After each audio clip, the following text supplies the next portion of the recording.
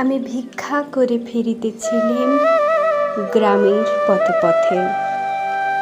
তুমি তখন চলেছিলে তোমার স্বর্ণরথে।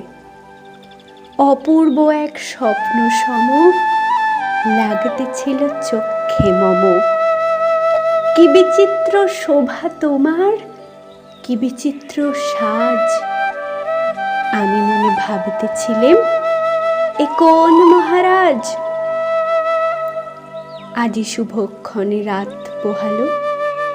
ভেবেছিলেম, তবে আজ আমারে দ্বারে দ্বারে ফিরিতে নাহি হবে। বাহির হতে নাহি হতে কাহার দেখা পেলেম পথে। চলিতে রথ ধনধান্য ছড়াবে দুই ধারে। মুঠা মুঠা কুড়িয়ে নেব, নেব ভারে ভারে। দেখি সহসা রথ থেমে গেল আমার কাছে এসে।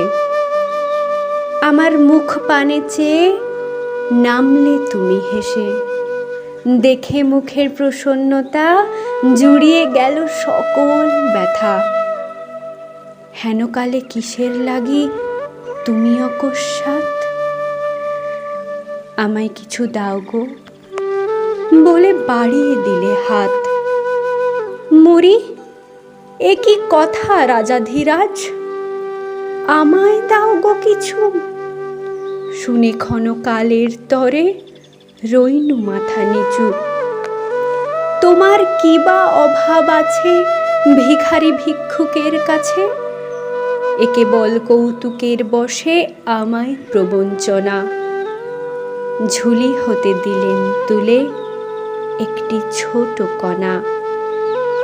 যবে পাত্রখানি ঘরে এনে উজাড় করি, এ কি ভিক্ষা মাঝে একটি ছোট সোনার কণা দেখি।